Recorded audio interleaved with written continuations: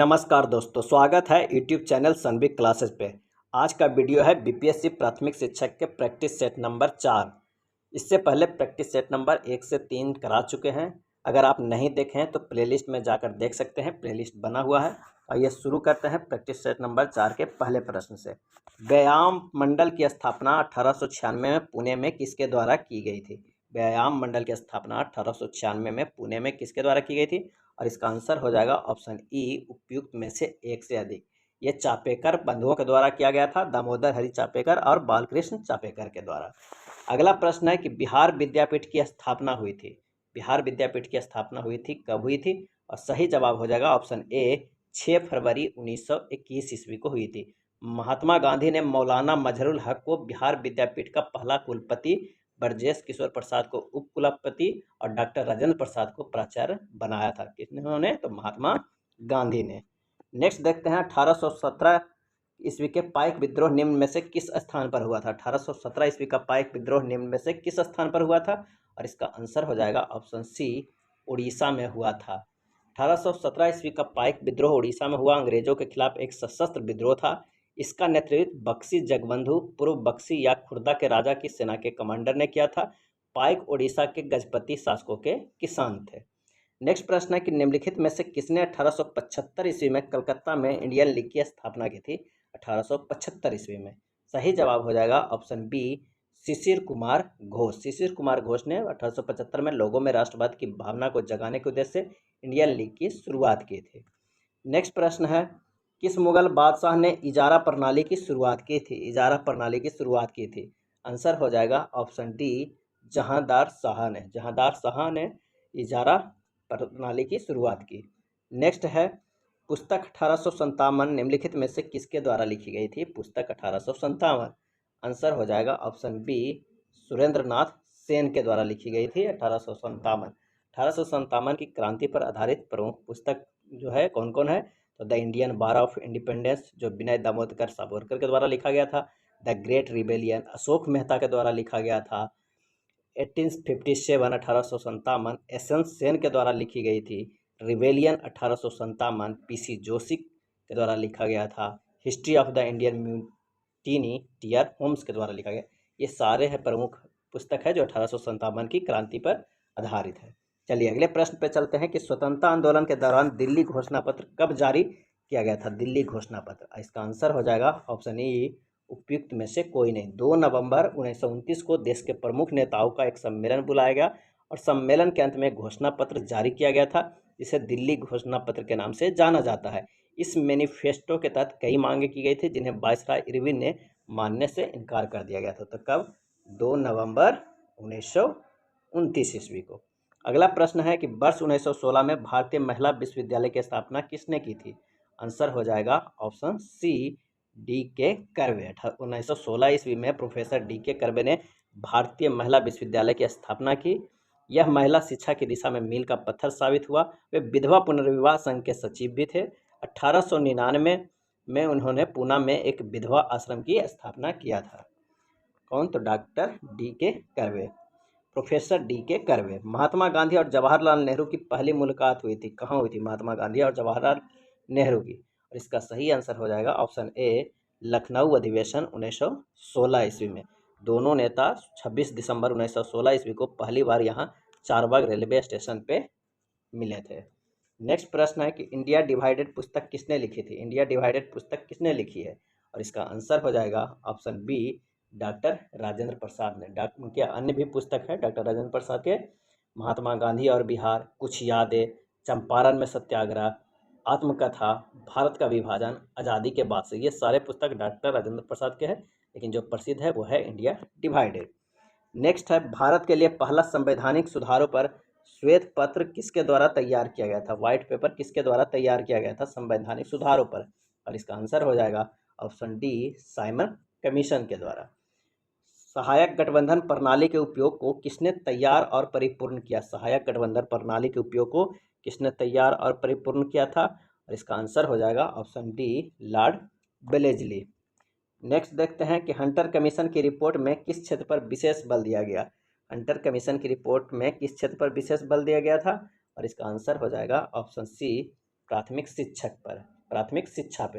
Hunter आयोग 1882-83 में गठन शिक्षा में अव्यवस्था की जांच के लिए किया गया था। हंटर आयोग 1882-83 में गठन किया गया था।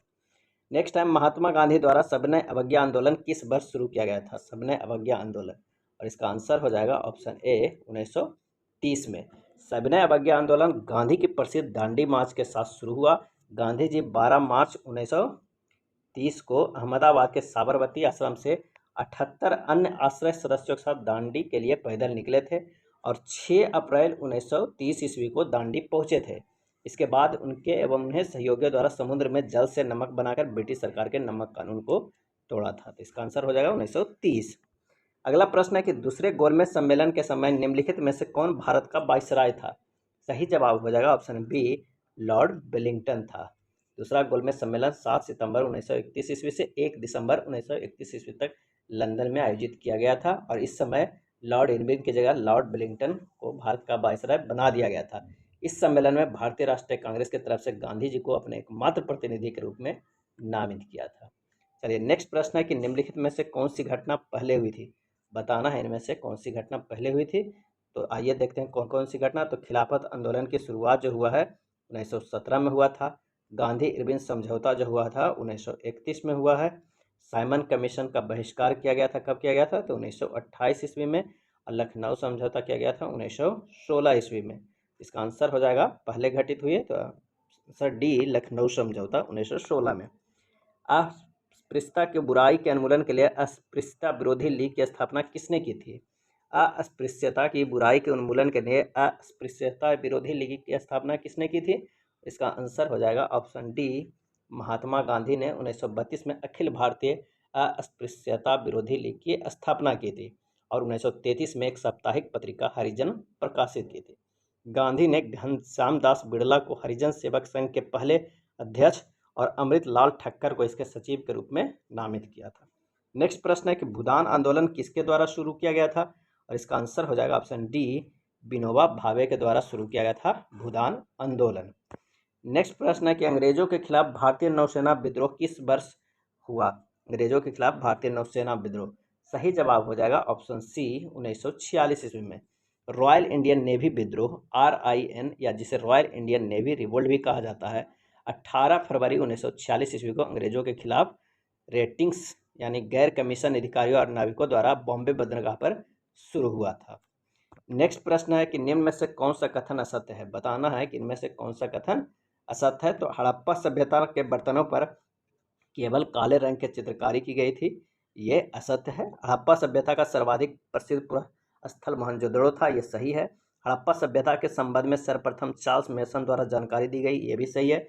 भारतीय उपमहाद्वीप में कृषि का प्राचीनतम प्रमाण मेहरगढ़ से प्राप्त हुआ, ये भी सही है। तो आंसर हो जाएगा ऑप्शन डी। किस वेद में वर्ण शब्द का पहली बार उल्लेख मिलता है? वर्ण शब्द का, और इसका आंसर हो जाएगा ऑप्शन सी ऋग्वेद। अधिकांश विद्वानों का मत था कि ऋग वैदिक काल में जाति व्यवस्था अस्तित्व में नहीं थी। लोगों को मोटे तौर पर 4 वर्णों में वर्गीकृत किया गया था, ब्राह्मण, क्षत्रिय, वैश्य और शूद्र का। नेक्स्ट है राजधानी को पाटलिपुत्र से वैशाली किसने स्थानांतरित किया था? पाटलिपुत्र से वैशाली, सही जवाब है ऑप्शन बी शिशुनाग। शिशुनाग जो था वो पाटलिपुत्र से वैशाली स्थानांतरित कर दिया था राजधानी को। नेक्स्ट है गुप्त काल के दौरान अदालतों की भाषा क्या थी? गुप्त काल के दौरान अदालतों की भाषा क्या थी? और इसका सही आंसर हो जाएगा ऑप्शन ए संस्कृत। हर्षवर्धन प्रशासन के बारे में गलत कथन का चयन करें, और इसका आंसर हो जाएगा ऑप्शन सी सती प्रथा प्रचलित नहीं थी।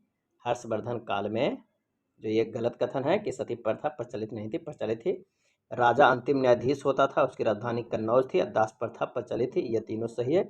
सती प्रथा प्रचलित नहीं थी, ये गलत है, जबकि उस समय प्रचलित था। नेक्स्ट है प्रथम मानव जीवाश्म भारत की किस नदी घाटी से प्राप्त हुआ था?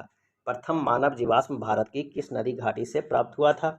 और इसका आंसर हो जाएगा ऑप्शन सी नर्मदा घाटी से। विश्व की सबसे प्राचीन घाटी माना जाता है। सर्वप्रथम मानव जीवाश्म का साक्ष्य इसी नदी घाटी से प्राप्त हुआ था। प्रसिद्ध नाटक मृच्छकटिकम किसने लिखा था? मृच्छकटिकम, और इसका आंसर हो जाएगा ऑप्शन बी शूद्रक ने। शूद्रक का वास्तविक नाम इंद्रगुप्त था और वह पहली या दूसरी शताब्दी ईस्वी का एक अमीर राजा था। शूद्रक 3 संस्कृत नाटकों के रचनाकार थे। मृच्छकटिकम, छोटी मिट्टी की गाड़ी, बासबदता और पद्म वृत्त का। नेक्स्ट प्रश्न है कि गुजरात में चालुक्य वंश की स्थापना किसने की थी? गुजरात में चालुक्य वंश की स्थापना किसने की थी? और इसका आंसर हो जाएगा ऑप्शन ए मूलराज प्रथम। नैनार कौन थे? आंसर हो जाएगा ऑप्शन ए सैब थे। नैनार और अलवर तमिल कवि संत थे जिन्होंने 5वीं से 10वीं शताब्दी के दौरान दक्षिण भारत में भक्ति आंदोलन के प्रचार किए थे। नैनार भगवान शिव और उनके अवतारों के प्रति समर्पित थे, जबकि जो अलवार है वो विष्णु भगवान के समर्पित थे। आंसर हो जाएगा ऑप्शन ए सैब। नेक्स्ट है निम्नलिखित में से किस सुल्तान ने जिल ए इलाही की उपाधि धारण की थी? जिल ए इलाही, और इसका आंसर हो जाएगा ऑप्शन ए बलबन। गुलाम वंश के में बलबन सबसे महान तथा उसने चहलगानी को समाप्त कर दिया था। बलबन के अनुसार सुल्तान पृथ्वी पर भगवान की छाया है और ईश्वरीय कृपा का प्राप्त करता है। उसने जिल ए इलाही की उपाधि धारण की थी। नेक्स्ट है गुलाम वंश का अंतिम सुल्तान कौन था? गुलाम वंश का अंतिम सुल्तान कौन था? और इसका सही आंसर हो जाएगा ऑप्शन बी कैकुबाद। नेक्स्ट प्रश्न है औरंगजेब के आदेश पर किस सिख गुरु को फांसी दी गई? औरंगजेब के आदेश पर किस सिख गुरु को फांसी दी गई थी? और इसका आंसर हो जाएगा ऑप्शन ए गुरु तेग बहादुर को। औरंगजेब सिखों के खिलाफ था और सिख गुरु के इस वध के कारण सिख एक योद्धा समुदाय में परिवर्तित हो गया। निम्नलिखित में कौन सी घटना सबसे पहले हुई थी? आइए देखते हैं। खानवा के युद्ध कब हुआ था? तो 1527 ईस्वी में खानवा का युद्ध हुआ था। घाघरा का युद्ध जो हुआ था वो 1529 ईस्वी में हुआ था।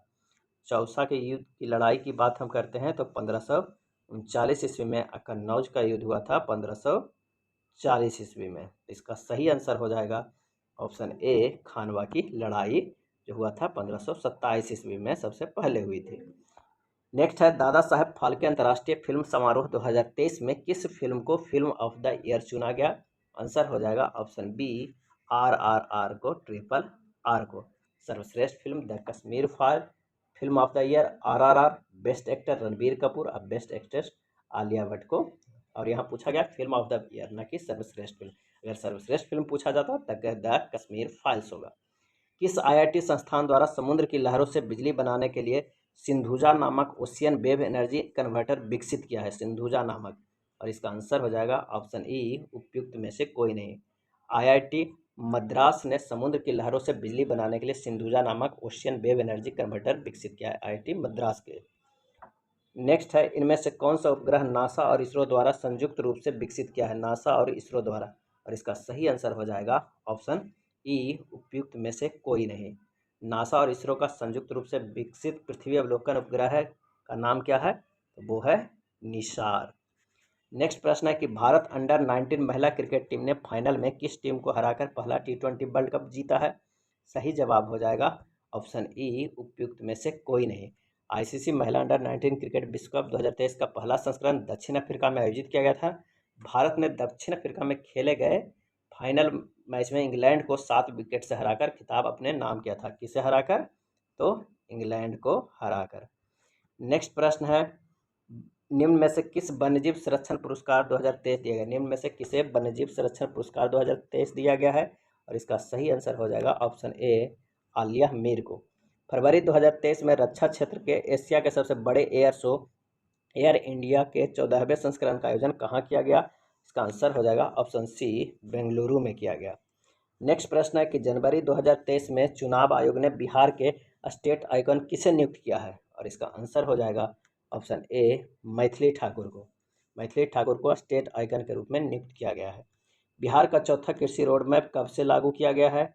और इसका आंसर हो जाएगा ऑप्शन बी 1 अप्रैल 2023 से 2028 तक। चौथा कृषि रोड मैप। फरवरी 2023 में किस देश ने भीषण ऊर्जा संकट के बीच राष्ट्रीय आपदा घोषित किया?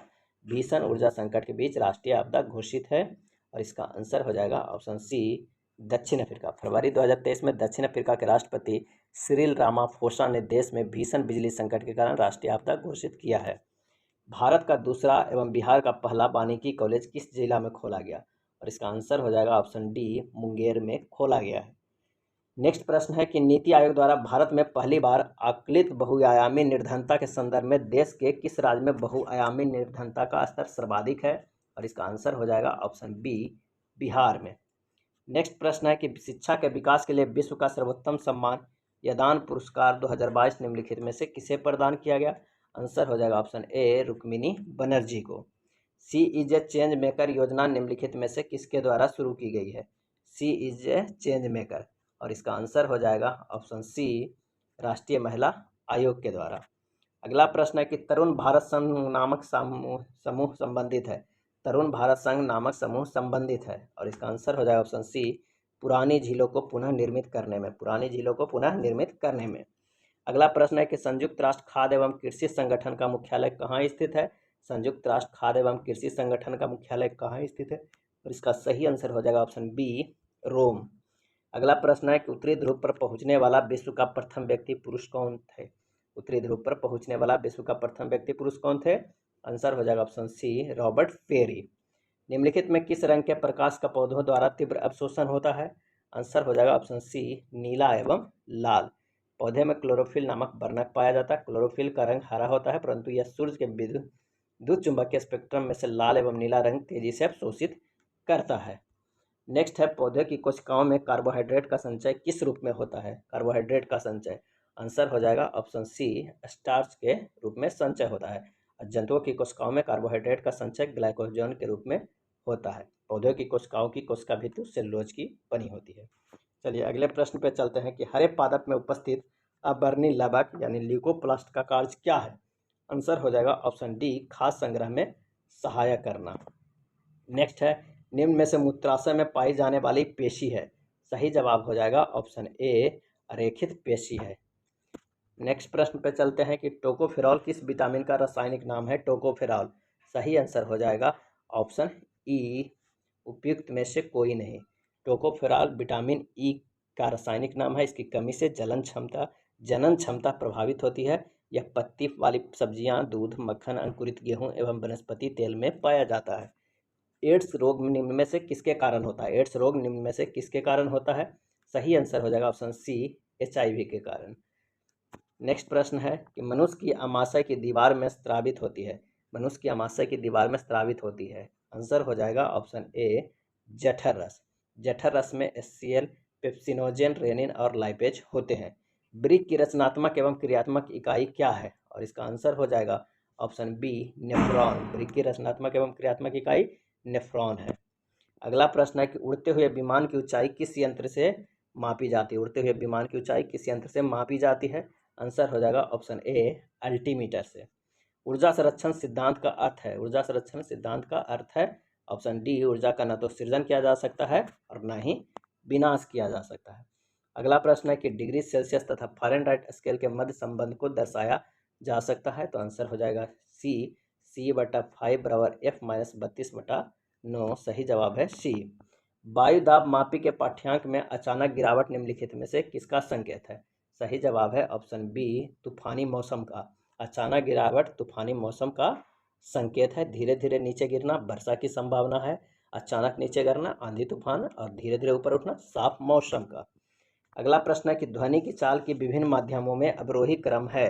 आंसर हो जाएगा ऑप्शन सी ठोस माध्यम में सबसे ज़्यादा, फिर द्रव माध्यम, फिर गैसीय माध्यम है। तो आंसर सी सही हो जाएगा। विद्युत का उत्तम चालक कौन सा है? विद्युत का उत्तम चालक, आंसर हो जाएगा ऑप्शन डी चांदी।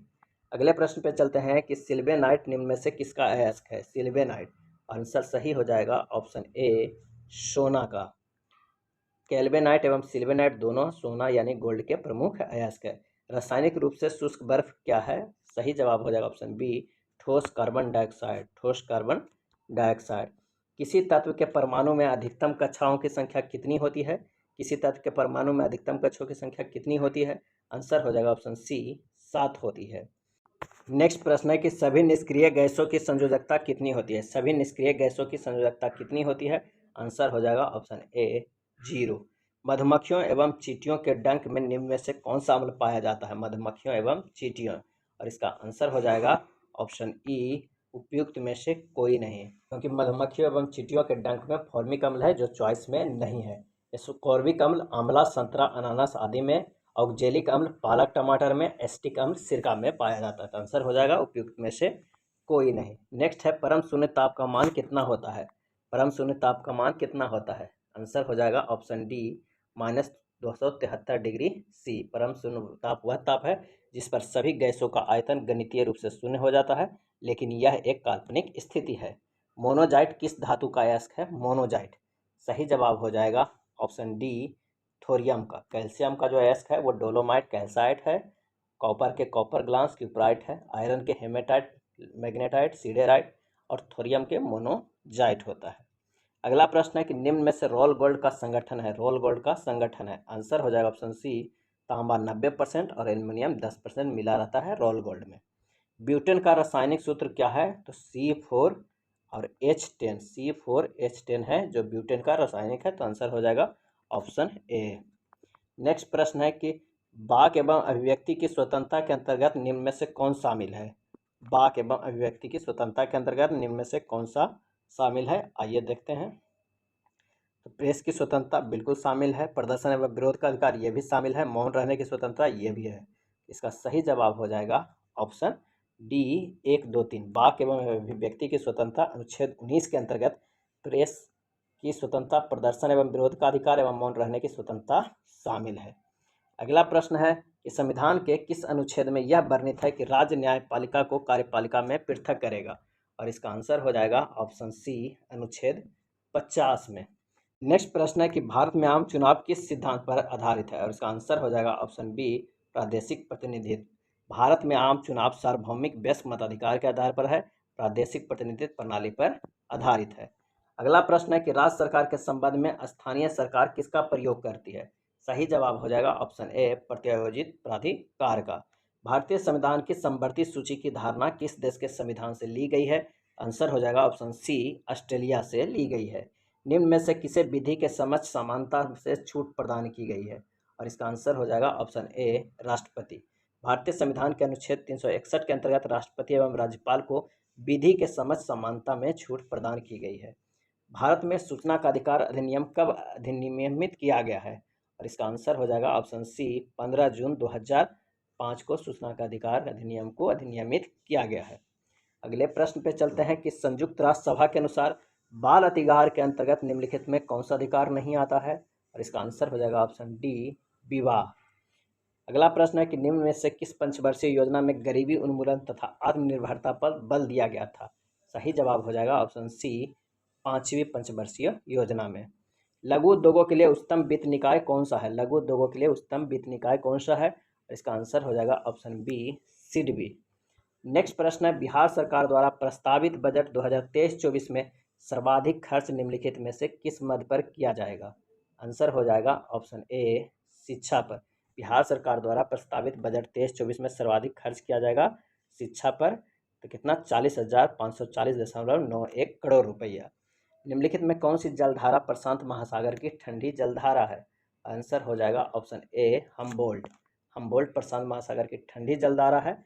वेनेजुएला, फॉकलैंड, लेब्राडोर अटलांटिक महासागर की ठंडी जलधाराएं हैं। नेक्स्ट प्रश्न है कि भारत में धारणीय विकास के दृष्टिकोण से विद्युत उत्पादन का सबसे अच्छा स्रोत कौन सा है? सही जवाब हो जाएगा ऑप्शन सी जल विद्युत। जनगणना 2011 के अनुसार भारत की दशकीय वृद्धि दर कितनी है? और इसका आंसर हो जाएगा ऑप्शन सी 17.7%। नेक्स्ट प्रश्न है कि निम्न में से किस एक के उत्पादन में भारत विश्व में अग्रणी है? और इसका आंसर हो जाएगा ऑप्शन सी दूध के उत्पादन में अग्रणी स्थान है। भारत का मछली उत्पादन में दूसरा और अंडा उत्पादन में तीसरा और मांस उत्पादन में 5वां स्थान है। नेक्स्ट प्रश्न है कि इको मार्क क्या है? इको मार्क क्या है? और इसका सही जवाब हो जाएगा ऑप्शन बी पर्यावरण अनुकूलन उपभोक्ता उत्पादन को नामपत्रित करने की योजना इको मार्क है। निम्न में से कौन सी नदी उत्तरी एवं दक्षिणी भारत के बीच पारंपरिक सीमा बनाती है? और इसका आंसर हो जाएगा ऑप्शन डी नर्मदा। भारत का वह कौन सा स्थान है जहां बंगाल की खाड़ी अरब सागर तथा हिंद महासागर में मिलते हैं? इसका आंसर हो जाएगा ऑप्शन ए कन्याकुमारी। निम्नलिखित में से कौन एक सुमेलित नहीं है? कौन सुमेलित नहीं है? आइए देखते हैं। तो लिपुलेख उत्तराखंड में है, नाथुला अरुणाचल प्रदेश में है, ये सुमेलित नहीं है। नाथुला जो है वो कहाँ है? तो वो सिक्किम में है। रोहतांग हिमाचल प्रदेश में है, पालघाट केरल में है। भारत में निम्नलिखित राज्यों में से किसकी तटरेखा सबसे लंबी है?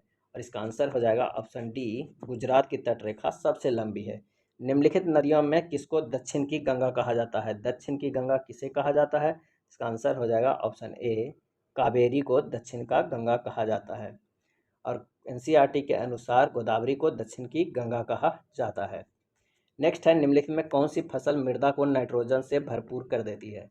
सही जवाब हो जाएगा ऑप्शन डी, मटर। दलहनी फसलें वायुमंडलीय नाइट्रोजन स्थिरीकरण के द्वारा मृदा को नाइट्रोजन से भरपूर कर देती है। अगला प्रश्न है, संसार का सबसे बड़ा मरुस्थल है, कौन सा है? इसका सही जवाब हो जाएगा ऑप्शन सी, सहारा मरुस्थल। विश्व का सबसे बड़ा गैर ध्रुवीय मरुस्थल है, यह संसार का सबसे बड़ा उष्ण मरुस्थल है। नासा के नवीनतम आंकड़ों के अनुसार उत्तरी अफ्रीका में स्थित इस शुष्क मरुस्थल का कुल क्षेत्रफल लगभग 3.6 मिलियन वर्ग मील है। निम्नलिखित में किस एक देश में पंपास घास के मैदान स्थित है? पंपास घास के मैदान। सही जवाब हो जाएगा ऑप्शन सी, अर्जेंटीना। जैव विविधता के संदर्भ में भारत में निम्नलिखित में से कौन सा क्षेत्र हॉटस्पॉट माना जाता है? हॉटस्पॉट आंसर हो जाएगा ऑप्शन ए, अंडमान निकोबार द्वीप समूह। अगला है, निम्नलिखित महाद्वीपों में किसमें देशों की संख्या अधिकतम है? किसमें देशों की संख्या अधिकतम है? तो इसका सही आंसर हो जाएगा ऑप्शन ए, अफ्रीका। क्योंकि अफ्रीका में 54 देश, यूरोप में 49, एशिया में 48, उत्तरी अमेरिका में 23, दक्षिणी अमेरिका में 12, ओशिनिया में 14, यानी सबसे ज़्यादा अफ्रीका महाद्वीप में। नेक्स्ट है, निम्नलिखित वृक्षों में कौन पारिस्थितिकी मित्र नहीं है? पारिस्थितिकी मित्र नहीं है, इसका आंसर हो जाएगा ऑप्शन बी, यूकेलिप्टस। निम्नलिखित ऊर्जा में कौन सी जैविक मात्रा में सर्वाधिक उपयोग की जाती है? और इसका आंसर हो जाएगा ऑप्शन बी, सौर ऊर्जा। अगला प्रश्न है कि निम्नलिखित इंद्रियों में से कौन सा न्यूनतम पर्यावरणीय प्रदूषण उत्पन्न करता है? न्यूनतम पर्यावरणीय प्रदूषण उत्पन्न करता है, तो इसका सही आंसर हो जाएगा ऑप्शन सी, हाइड्रोजन। अगले प्रश्न पे चलते हैं। अब मैथ का प्रश्न है कि एक वस्तु का अंकित मूल्य वस्तु के क्रय मूल्य से 20% अधिक है। एक दुकानदार 10% की छूट देता है और इस प्रकार वस्तु का विक्रय मूल्य 3240 रुपया हो जाता है, तो लाभ प्रतिशत क्या होगा? अब माना कि वस्तु का क्रय मूल्य जो है वो कितना है? 100x है। अब प्रश्न से कह रहा है कि जो हमारे पास क्रय मूल्य है वो 100x है और जो अंकित मूल्य है वो कितना है? 120 है, क्योंकि 20% ज़्यादा है। और जो विक्रय मूल्य है वो कितना है? 10% छूट देता है। अगर 120 के 10% छूट देंगे, 12 रुपये का छूट देगा, तो विक्रय मूल्य कितना हो जाएगा? 108x हो जाएगा। अब प्रश्न से क्या कह रहा है कि 108 बराबर 3240, 108 बराबर 3240 हो जाएगा। तो x बराबर जो निकल के आएगा वो हो जाएगा 30 हो जाएगा, यानी 100x बराबर होगा 3000 रुपया। क्रय मूल्य कितना हो जाएगा? 3000 रुपया। और जो हमें पता है कि विक्रय मूल्य कितना है, तो वो विक्रय मूल्य तो आप निकाल ही, एसपी निकाल चुके हैं, तो उसे घटा दीजिएगा। 3240 निकालें, 3240 तो दिया हुआ है, तो 3240 में 3000 घटा देंगे तो 240 रुपया हमें लाभ हुआ है। तो लाभ परसेंट बराबर होता है लाभ गुना 100 बटा क्रय मूल्य। जब इसे हल कीजिएगा तो आंसर आ जाएगा 8%। अगला प्रश्न है कि यदि दो संख्याओं का महत्तम समवर्तक 12 है और समान संख्याओं का लघुत्तम समवर्तक 48 है, इन संख्याओं के गुणनफल का वर्गमूल ज्ञात करें। अब दो संख्या 100 और 22 है, तो दो संख्याओं का गुणनफल बराबर दो संख्याओं का महत्तम समवर्तक इंटू दो संख्याओं का लघुत्तम समवर्तक होता है। तो यानी x प्लस 22, x इंटू 22 दो संख्याओं का गुणनफल बराबर दो संख्याओं का लसामसा, तो 12 गुना 48 हो जाएगा। और तो x बाई बराबर हो जाएगा 576। अब कह रहा है कि अब संख्याओं के गुणनफल का वर्गमूल, तो गुणनफल का वर्गमूल क्या हो जाएगा? तो रूट 576 के वर्गमूल कितना हो जाएगा? 24 हो जाएगा। तो आंसर हो जाएगा ऑप्शन सी। अगला प्रश्न है कि एक मिश्रण में रेत और रोड़ी का अनुपात 39:20 है। 39:20 है। रोड़ी और सीमेंट का अनुपात जो है वो है 5:9 है। तो रेत और सीमेंट का अनुपात क्या करें? एक तरफ अगर 39 और 20 है और एक तरफ 5 और 9 है। अब इसे इस तरह कर देना है कि दोनों बराबर आ जाए, तो 39, 20 और 36 आएगा। इसका सही आंसर जो होगा वो 13:12 होगा। ऑप्शन बी हो जाएगा। सोल्व कर लीजिएगा। नेक्स्ट प्रश्न है, तीन संख्याएं 1/2, 2/3, 3/4 के अनुपात में यदि सबसे बड़ी संख्या और सबसे छोटी संख्या के बीच का अंतर 33 है, तो तीन संख्याओं का महत्तम समवर्तक क्या है? तो सबसे पहले इसे अनुपात में बना लेना है। जो बटा में दिया है उसे हटा देना है। तो 2 और 3 और 4 को अगर हम एलसीएम लेते हैं तो 12 से हमको 12 आंसर आएगा। तो 12 से उसे गुना करने का, तो जो हमारा अनुपात बन के आएगा 6:8:9 आएगा। अब कह क्या रहा है कि सबसे बड़ा और छोटा में अंतर 33 है।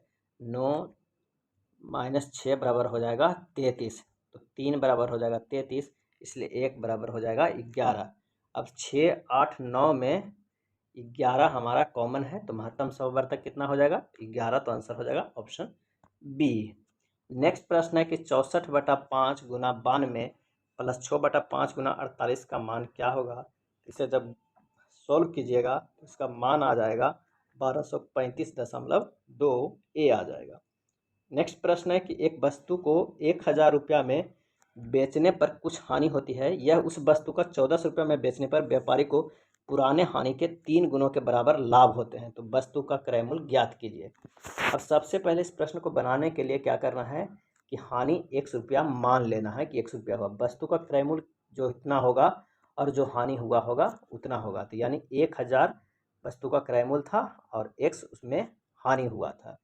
दूसरे व्यापार के दौरान विक्रय मूल्य 1400 रुपया है। अब विक्रय मूल्य 1400 है तो उस क्रय मूल्य से 3 गुना ज़्यादा है, क्रय हानि से 3 गुना ज़्यादा है, उसे लाभ हुआ है। तो इससे प्रश्न से सोल्व करिएगा तो कितना क्रय मूल्य है 1000 प्लस x बराबर हो जाएगा 1440, लेकिन ये बराबर तब होगा जब 3 गुना ज़्यादा है, यानी प्लस 3x ज़्यादा है कितने का, तो हानि का। तो जब इसे सोल्व कीजिएगा तो 4x बराबर आएगा 400, x बराबर 100 आएगा। तो वस्तु का क्रय मूल्य हो जाएगा 1000 प्लस x यानी 1000 प्लस 100 यानी 1100 रुपया। तो इसका आंसर हो जाएगा ऑप्शन सी।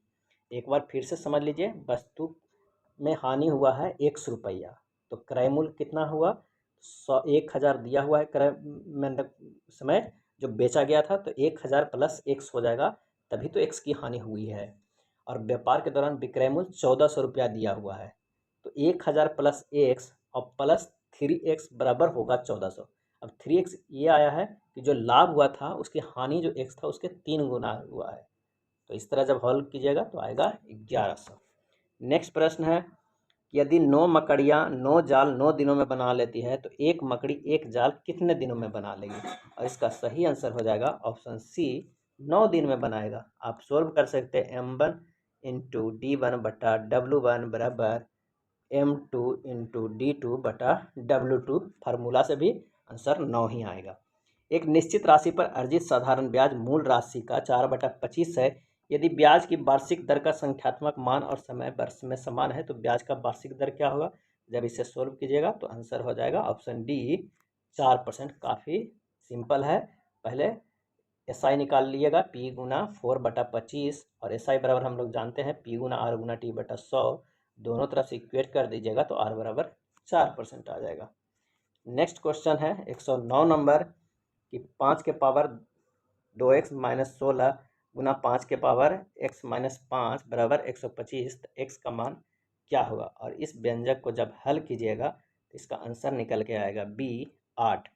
एक संख्या में 25% की वृद्धि हुई है, पुरानी संख्या प्राप्त करने के लिए इसे कितने प्रतिशत कम किया जाना चाहिए, और इसका आंसर हो जाएगा ऑप्शन सी 20%। माना कि एक संख्या में 25% की वृद्धि हुई है, अगर वो संख्या 100 है तो वृद्धि होकर क्या हो गया 125 है, और 125 में अगर हम 20% कम कर देते हैं तो कितना कम हो जाएगा 25 कम हो जाएगा, तो यानी आ जाएगा फिर से 100, तो आंसर हो जाएगा सी। नेक्स्ट है उस विकल्प का चयन करें जो दिए गए शब्दों को तार्किक और अर्थपूर्ण क्रम में व्यवस्थित करता है। तो आइए देखते हैं कौन सा हो जाएगा। सबसे पहले हो जाएगा मिलीमीटर, उसके बाद हो जाएगा डेसीमीटर, उसके बाद हो जाएगा मीटर, उसके बाद हो जाएगा हेक्टोमीटर, उसके बाद हो जाएगा किलोमीटर, तो आंसर हो जाएगा ए। नेक्स्ट है पहली दो आकृतियां में पैटर्न का अध्ययन करें और फिर उस संख्या का चयन करें जो तीसरी आकृति का प्रश्नवाचक चिन्ह को प्रतिस्थापित करता है। तो आइए क्या क्या है। पहली में 33 प्लस 18, 33 प्लस 18 कितना हो जाएगा, और जितना भी हो उसमें से अगर हम 46 घटा देते हैं, इसे घटा देते हैं तो जो हमें निकल कर आएगा वो है 5। उसी तरह सेकेंड में दिया हुआ है 24 प्लस 38, घटाते हैं 44 को, 24 प्लस 38 घटाते हैं 44 को तो हमें निकल के आता है 14। तो उसी तरह 58 प्लस 24 से घटाते हैं 68 से, तो जो निकल कर आएगा वो है 14, तो आंसर हो जाएगा सी। नेक्स्ट है यहाँ 44 की जगह पर हो जाएगा 48, 44 मिस प्रिंट है, यहाँ पर 48 सही लिखा होना चाहिए। नेक्स्ट है निम्नलिखित आकृति में कितने चतुर्भुज है, इसमें देखना है कि कितने चतुर्भुज है। तो आप इसे सोल्व कर सकते हैं, 1 2 3, 1 + 2 + 3, 3 2 5 1 6 हो जाएगा, और इधर 1 + 2 कितना हो जाएगा, 3 हो जाएगा। तो कितना हो जाएगा, 6 × 3 = 6 18 आंसर आएगा, ऑप्शन सी सही हो जाएगा। नेक्स्ट प्रश्न है कि A B C D E और एफ नामक 6 मित्र एक पंक्ति के उत्तर की ओर उन्मुख होकर बैठे हैं। ए डी के दाईं ओर दूसरे स्थान पर बैठा है और सी के बाईं ओर तीसरे स्थान पर। ई का निकटतम पड़ोसी नहीं है। बी और एफ के बीच में कौन बैठा है? जो सही आंसर हो जाएगा वो हो जाएगा कौन सा, ए। नेक्स्ट है निम्नलिखित संख्या श्रृंखला में प्रश्नवाचक चिन्ह के स्थान पर कौन सी संख्या आएगी? 27, 21, 31, 16, 36, 12, 42, 9। तो सबसे पहले आइए देखते हैं कि 27 से 31 गया +4 और 31 से 36 गया +4, 36 से जो हमें 42 गया +6, 31 से 36 गया +5, यानी +4 +5 +6 बन के आया। चलिए अब ऊपर देख लेते हैं कि अगर प्लस हम यहाँ 6 तक गया तो +7 करेंगे तो क्या होगा, 42 7 49 होगा। एक तरफ से तो निकल कर आ गया, तो इसका आंसर हो जाएगा ऑप्शन बी। नेक्स्ट है निम्नलिखित श्रृंखला का अगला पद ज्ञात करें। अगला पद क्या होगा? ए से ई गया, सबसे पहले ए से ई गया जिसमें +4 हुआ, और ई से आई गया +4, और आई से एम गया +4, और एम से क्यू जाएगा +4। सी से आई गया +6, और आई से ओ गया +6, ओ से यू गया +6, तो अगला जो होगा वो ए होगा। तो आंसर हो जाएगा क्यू ए। क्यू ए किस में है? तो ऑप्शन ए में है। चलिए नेक्स्ट प्रश्न है कि निम्नलिखित समीकरण को सही बनाने के लिए इन दो संख्याओं को परस्पर परिवर्तित करना चाहिए। अब इन लोगों में से कौन सा परिवर्तित करेंगे तो हो जाएगा, तो आंसर हो जाएगा ए। 5 और 6 को परिवर्तित कर दीजिए, 6 के जगह पर 5 लिखिए और 5 के जगह पर 6 लिखिए। नेक्स्ट है उस विकल्प का चयन करें जो तीसरे समूह अक्षर समूह को उसी प्रकार संबंधित है जो दूसरा अक्षर समूह पहले अक्षर समूह से संबंधित है। इसमें आप देख सकते हैं इस तरह बना हुआ है, FAB को लिखा गया है CZJ, और इसी तरह LING को लिखा गया है ILK। LING को L को डायरेक्ट लिख दिया है, I को K कर दिया गया है +2 में, N को कर दिया -2 और G को +2 कर दिया गया। और वहाँ भी इसी तरह किया गया था, F को G से किया गया था +1, A को -1 किया था Z हुआ था, और B को +1 किया था तो C आया था। जब इसे आप सोल्व कीजिएगा तो आंसर आ जाएगा B। अगला प्रश्न है कि उस विकल्प का चयन करें जो तीसरे शब्द में उसी प्रकार संबंधित है जैसे दूसरा शब्द पहले से संबंधित है। 1+ कॉल पे iPad, और इसका सही आंसर हो जाएगा ऑप्शन डी, स्टीव जॉब्स। 1+ जो 8 है उसका संस्थापक कॉल पे ही है और आईपैड के संस्थापक स्टीव जॉब्स हैं। अगला प्रश्न है कि निम्नलिखित विकल्पों में से वह शब्द चुने जो दिए गए शब्द अक्षरों को प्रयोग करके नहीं बनाया जा सकता है। नहीं बनाया जा सकता है, इसका आंसर हो जाएगा ऑप्शन सी, लैंसर नहीं बनाया जा सकता है। यह था बीपीएससी प्राथमिक शिक्षक के प्रैक्टिस सेट नंबर 4 के प्रश्न। अगर वीडियो अच्छा लगा हो तो प्लीज़ लाइक एंड शेयर कर दीजिएगा। धन्यवाद।